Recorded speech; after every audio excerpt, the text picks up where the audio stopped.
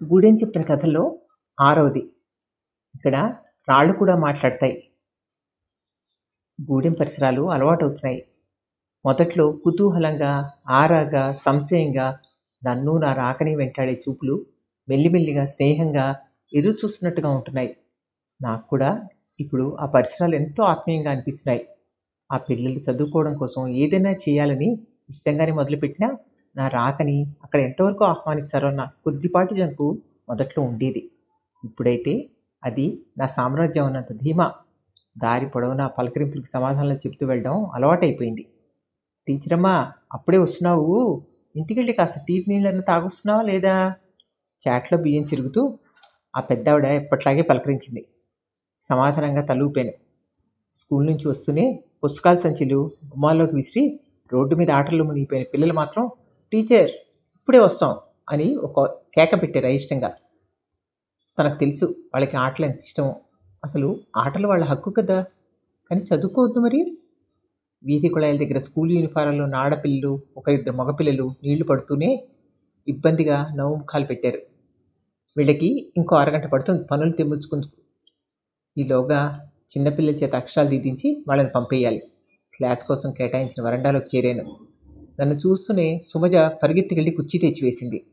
Pastor గారింట్లో దాచిపెట్టిన చేపలు తెచ్చి పరిచింది.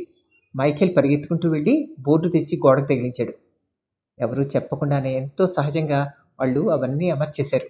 ఈ పిల్లలు ఏదైనా సాయం చేయాలంటే ఎవరికోసమైనా సరే ముందుంటారు.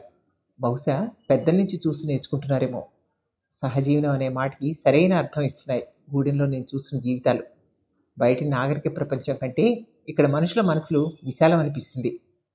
అరగంట గడిచి మెల్లిగా పెద్ద పిల్లలు రావడం మొదలైంది. అటెండెన్స్ తీసుకుంటుంటే రాజు క్లాస్లో లేకపోవడం గమనించాను.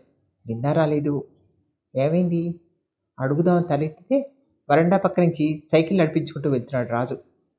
రాజు, క్లాస్కు టైం అయింది, పుస్తకాలు తెచ్చుకో. క్రితం రోజు విషయం మాట్లాడకుండానే పిలిచాను. రేపు వస్తాను టీచర్, సెంటర్ దాకా వెళ్ళాలి, సైకిళ్ళు పంక్చర్ పడింది. క్లాస్ అయ్యాక బాగు చేయించుకో, నిన్న కూడా నువ్వు రాలేదు, సీరియస్గా చెప్పాను.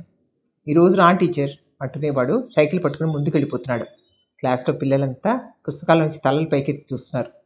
జాన్ చెప్తున్నాడు, టీచర్ నిన్న రాత్రి రాజుని వాళ్ళ నాన్న బాగా కొట్టాడు సైకిల్ బాగు చేయించలేదని.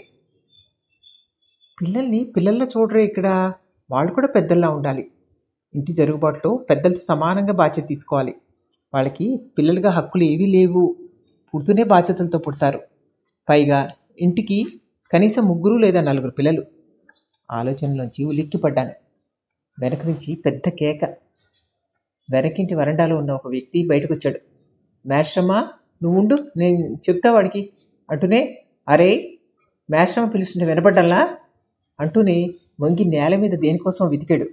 మరుక్షణం అతని చేతిలో ఒక పెద్ద రాయి. ఏం జరుగుతుందో నాకు అర్థమయ్యేలోపు అతను ఆ రాయిని రాజు మీదకి విసిరి ముందుకు పరిగెత్తాడు. సైకిల్ పక్కన పడేసి నేల మీద మరో రాయి అందుకుని రాజు అంతే వేగంతో దాన్ని వెనక్కి విసిరడం, వెంటనే పరుగును వీధి మలుపు తిరగడం జరిగిపోయాయి. నేనేం చూశాను? క్షణకాలం మనసు ముద్దుబారిపోయింది.